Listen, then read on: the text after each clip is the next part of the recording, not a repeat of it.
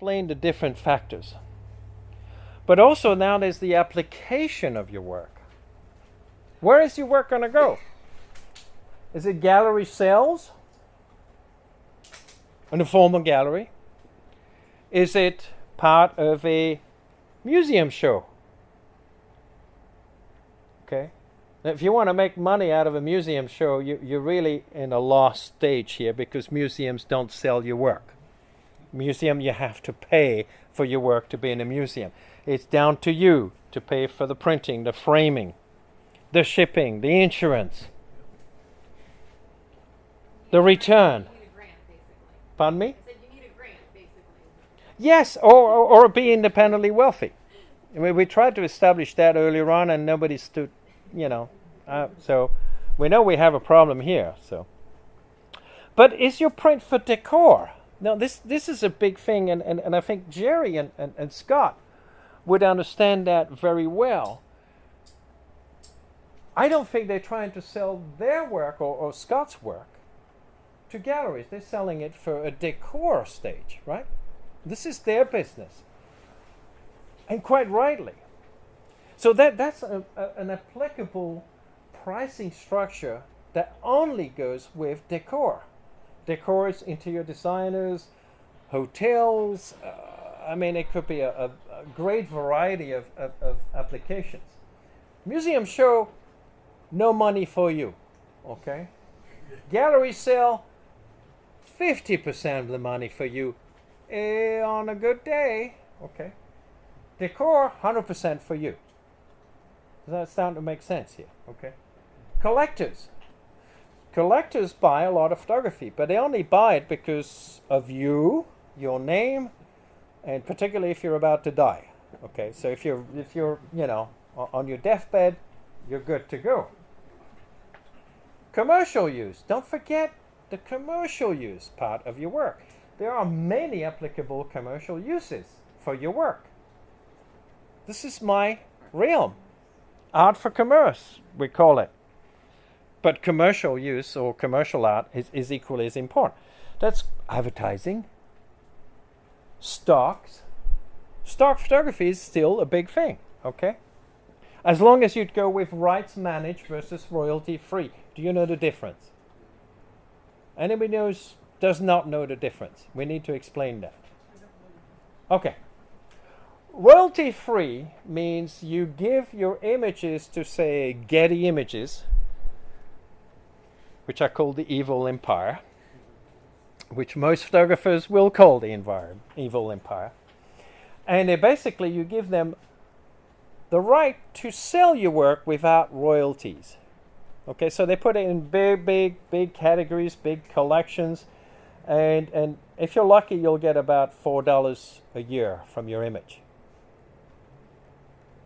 Another word that we try to avoid is called iStock. Ooh, terrible stuff. iStock was bought by Getty. Mm-hmm. Why do you think? Getty actually now sells decor images for next to nothing, because they sell royalty free, which means they make 95% of the money, and you get a check for $2. It's great, isn't it? You're going to go a long way. Most cameras cost $2, right, nowadays, right? Okay. Rights managed means that you keep the rights to your photography, to your images. The rights and usages are managed by the stock company, and you get most of the money.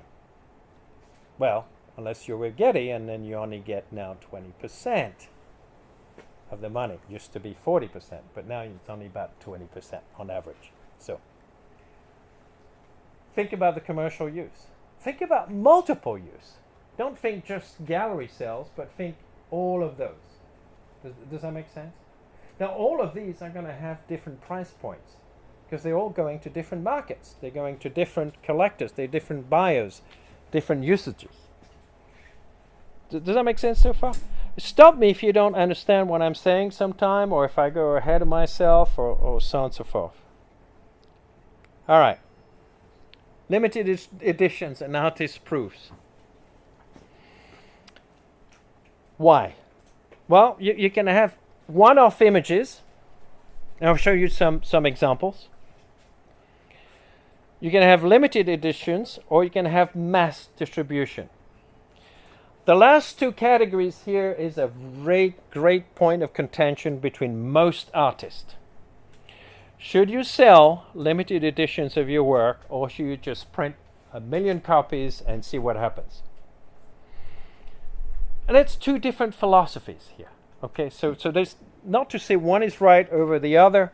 What I'm saying is limited editions will bring you more revenue because you tell people I'm only going to sell 10 of those or 20 of those. Okay, a limited edition of 500 is no longer a limited edition. Okay, so I've seen some artists say, "Oh, limited to 1,000." Yeah, no, that's not a limited edition. It's a mass production. Okay, we're back to Walmart here. Limited editions normally anything between 5, 10, 20, 50. You know, I think about 50 it kind of gets a little dodgy.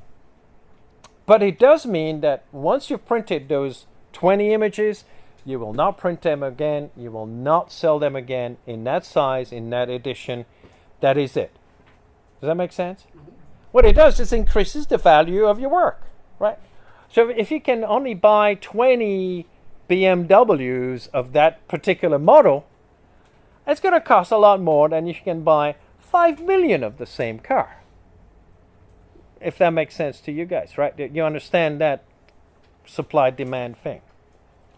Mass distribution is not always very good for art. Okay?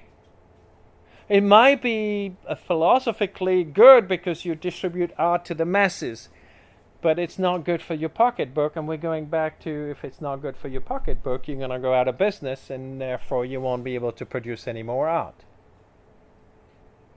That's kind of the philosophy I'm trying to say to people. Now, if you're a painter, everything you do is a one-off. Oh, wait. Painters bring their stuff to Scott and Jerry to make reproductions which can then be made hundreds of times.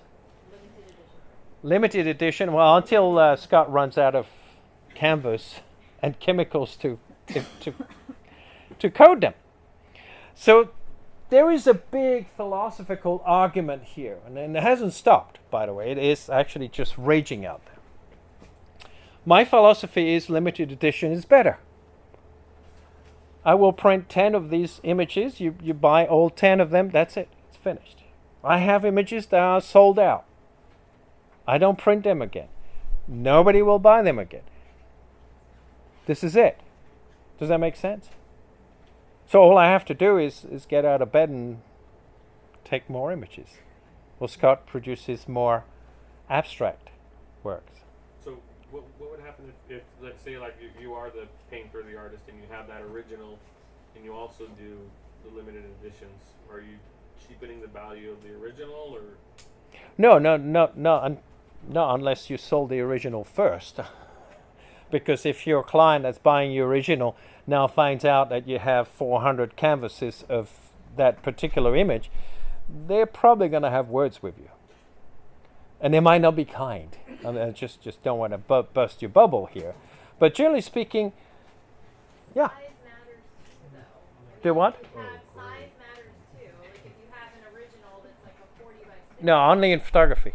No, with You have to have a big lens and all that. Yeah, no. paintings, if you have a painting that's a 40 by 60 and you do reproductions done, that you make them smaller. Yes. Like, and you do a limited edition of 10 or 20, then that's acceptable. And I feel like most buyers and collectors understand that goes kind of long. That kind of goes. It is, and it again that's where there's a huge gray zone here, because the person that bought the original for 1.5 million might be very unhappy to see even a smaller reproduction of that painting on canvas, which looks like the painting, right? Looks like the original, has the same quality to it, going for $125. It does happen. It happens with It does with famous paintings, but generally speaking, that's a philosophical point of Right. problem. With most famous paintings, the original artist does not have an input into that part of it. We understand Van Gogh, he's dead. Right. The Louvre and all that. And Dali is no longer, and Monet just passed away yesterday. So there is some problem. But in modern art, a lot of modern artists, and Jerry and Scott know several very well-known painters here. And I don't want to venture into that sort of murky waters or shark-infested waters. Just to say that, think about it. Limited editions is where it's at. In my book, Oh, yeah. in my book only. Clyde Butcher would say that he regrets starting this limited edition gig. Back in the days of traditional photography, some Yeah. of the photographers would actually destroy the negative Right. Yes. after their limited. Well, let's take another example here. You all know Edward Weston, right? Yep. After the limited edition, though, is what he said. Yes. Let's just Yes. You know Edward Weston, right? Right. Well, his son now produces prints from his original negatives, 8x10 negatives.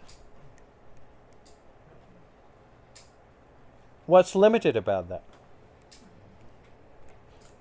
The negatives aren't going to last. The concept of the limited edition, as it was when Right. it was originally concepted, is that the first ones look really good, and then you get the wear and the tear. Correct, yes. I mean, it's the same with printing. The plate will eventually wear out. The Weston family, on the other hand, have gone a little bit further here. They made copies of all the original negatives. Very good. So now what? So if you had a print of the famous peppers from Weston, by Weston, you can buy a similar print, almost exactly the same, from their family, not limited edition. So now we've got a problem here, don't we? So that brings up whether certificates of authenticity are realistic or just a marketing tool. Either way. Both. Again, either way, that's where you have this argument is what do you do with it? That's a question of ethics and integrity, okay, and that's left to you individually as to how ethical you are and what you want to do with your work, okay. But my point of view is once an edition is finished, it's time for me to get my ass together to go and take more pictures. Right. Okay, that's my cue. Like, Now, hey, if you have a Pepper's image, and let's say you make one in 8x10 and one in 16x20 and one in 20x24, are they all of the same edition or are there different editions? there should be different editions, but again, Different sizes? Yeah. there's a lot of factors here that are going to affect the price. And when you start, the problem is you really want to get the price right when you start in the first place. What you do after that is down to you or to your successors in talking about the Western example. You don't know what your kids are going to do when you're, gone. You don't know what they're going to do. Europe. A lot of people in Europe will buy work to put it on their wall because they love the work. The American collector market is somewhat different, and I don't mean that in a condescending way or anything. The American collector is looking at the price value, has it just like stocks. Okay, it's a stock market kind of deal. Is it going to go up? Is it going to go down? Is the photographer 95 years old? Yeah, I'm going to buy that stuff because he's not going to last very long. It's a reality, okay? Or is the curator of the MoMA said suddenly that this is the best thing since sliced bread? So now Peter Leck's work goes for millions of dollars. So you have investment collectors and you have collectors that buy the work because they love the work. Okay, they love it for the uniqueness, for the non-cliche. They love it because it's just unique, because it's beautiful. So there's different kinds of They collectors still out there. don't want the price to go down, No, but if you charge $25 for your print, they'll love it because then the price will most likely then go up, especially if they bump you off at the end of the day, you know, because they have teams out there. So what about distribution? How do you sell your work? Well, that's another good point here. Do you sell your work directly via your personal website? So you create a website and you sell your work directly via website. I'm going to tell you right off the bat, it's not the most successful way to go about it right now. It might work for some people. For 99% of the people, it will not. From a personal website. You can sell it direct via street art shows. This is how Clyde Butcher started, by the way. This is how Clyde and Nikki Butcher started down in South Florida, in the Florida market. Before that, they were in the California market, and they sold to a big retail store. Now, art shows is actually quite a good way of going about it. It's unpredictable, but it's a possibility. Direct sales. Direct sales is when you have a rep that goes around and sells your work directly to corporate customers and collectors and so on and so forth.